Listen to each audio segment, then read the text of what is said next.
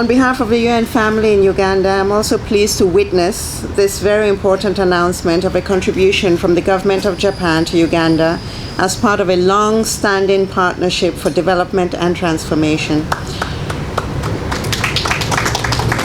The contribution announced today will facilitate life-saving support to refugees and their host communities, as well as to vulnerable people in Karamoja region.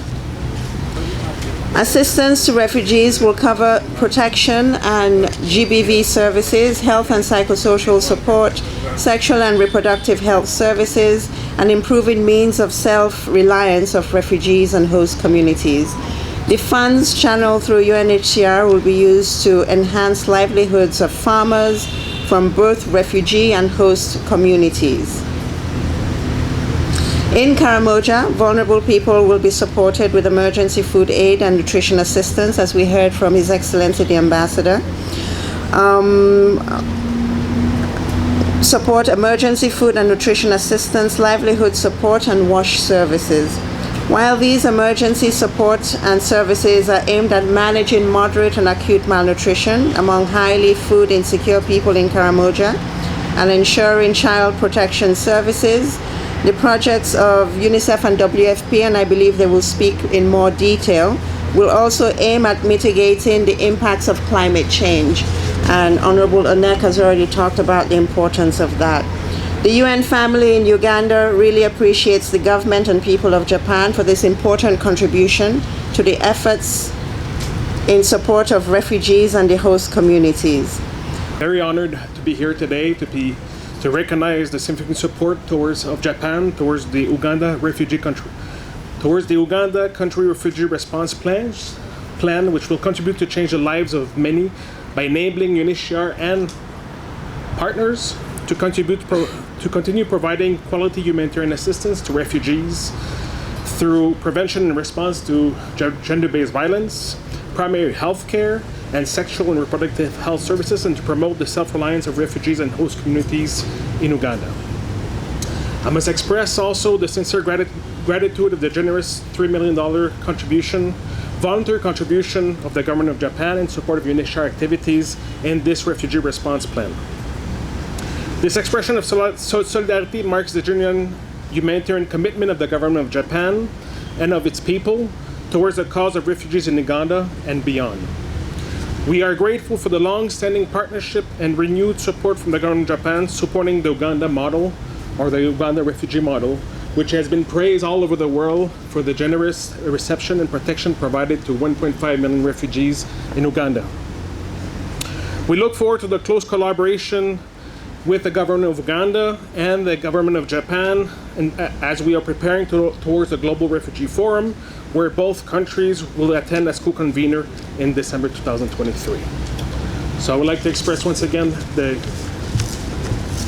great support this contribution is coming to both UNHCR and all partners, which is really, really needed these days as the country has been facing continued new arrivals since of last year, and will provide essential humanitarian services to both refugees and host community.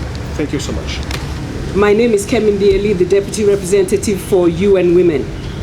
I wish to extend the compliments of the country representative for UN Women, Ms. Paulina Chiwangu, who is unavoidably absent at this meeting, and she extends her regards. It gives me great delight to represent UN Women at this auspicious occasion where we're announcing the support that we receive from the government of Japan. And we wish to thank the Ambassador of Japan for this invaluable support to Uganda as well as UN Women from April 2023 to March 2024. The support received by UN Women is not only received in Uganda, but this is a cross-regional project with UN Women in DRC and UN Women in Uganda. We receive a total of $1.39 million US dollars for our work at the borders of DRC with Uganda.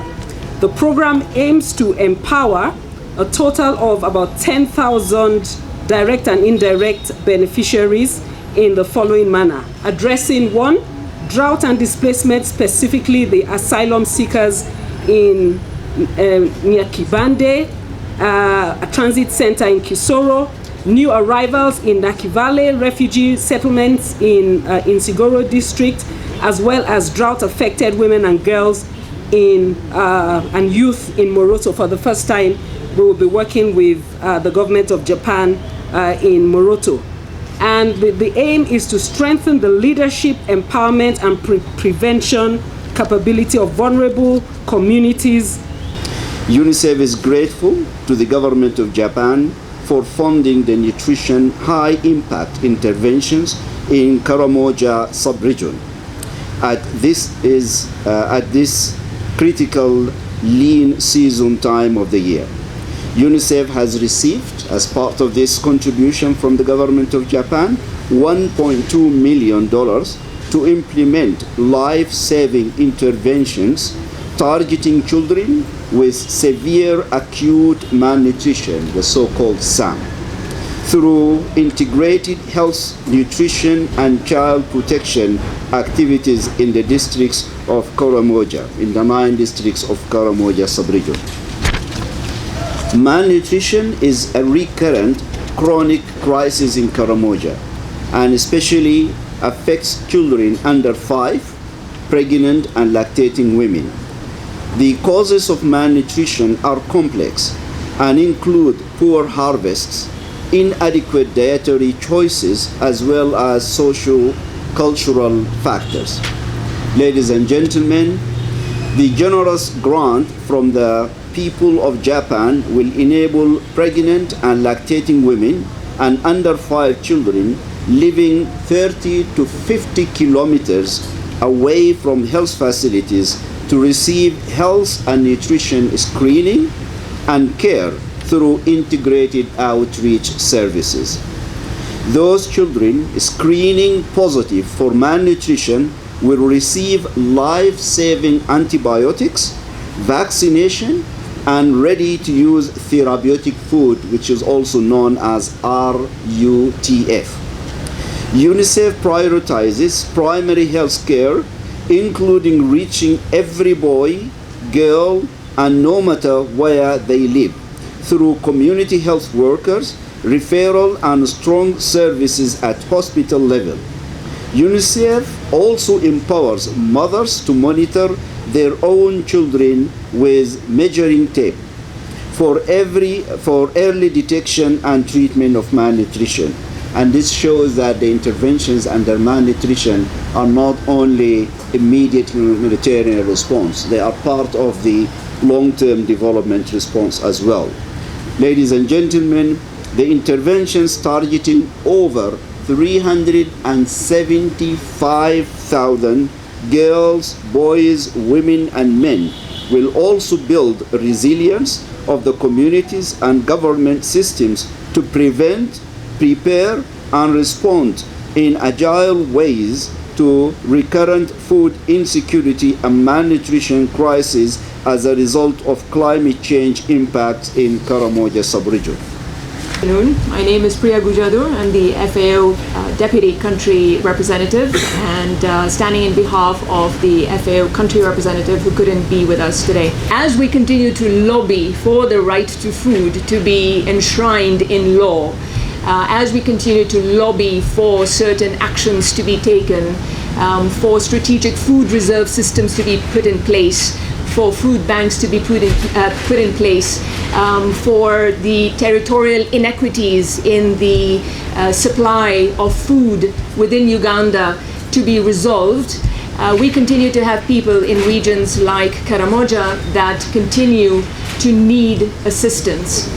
And this makes the contribution from the government of Japan all the more timely. As we continue to lobby for the right to food to be enacted into law, the government and partners such as FAO depend on the contributions of generous partners such as the government of Japan in being able to provide short-term solutions to the food insecurity issues that continue to plague some parts of the country. With specific reference to why we're here today, FAO is grateful for about $500,000, that's $500,000 that it has received from the government of Japan for immediate access to food and to safeguard livelihood assets and income sources for the people of Karamoja. With the help of this financial support, FAO is going to be able to assist about 7,500 households, which is going to be about an equivalent of 45,000 people across the most affected districts in Karamoja. And we're going to do this through the provision of a livelihood package that includes animal feed to complement and boost animal diets. This is going to be sufficient to support the core household animal stock for at least 2 months. We're also going to provide training to lead farmers on how to use and store the food that we're providing for the livestock. Through its Cash Plus approach, FAO will also be providing the drought-affected households in Karamoja with cash to cover some basic expenditures on food, on health, education, and also help protect the livelihood investments. And with a Plus approach, we will be providing tailor-made livelihood packages to target the protection of livelihoods and safeguard the lives and livelihoods of these households in Karamoja. There are studies that FAO has done that has shown that when we take timely action such as this, that has been made possible by the government of Japan, then for every dollar that we put in, we bring in benefits worth up to $6 or $7 per household. This is huge. This is a huge benefit to the households. We're grateful to the government of Japan for continuing to work with the Food and Agriculture Organization. You have been a partner with us in the refugee and host districts as well in the past. We are grateful for this, and we continue to look forward to a partnership in the future. Thank you.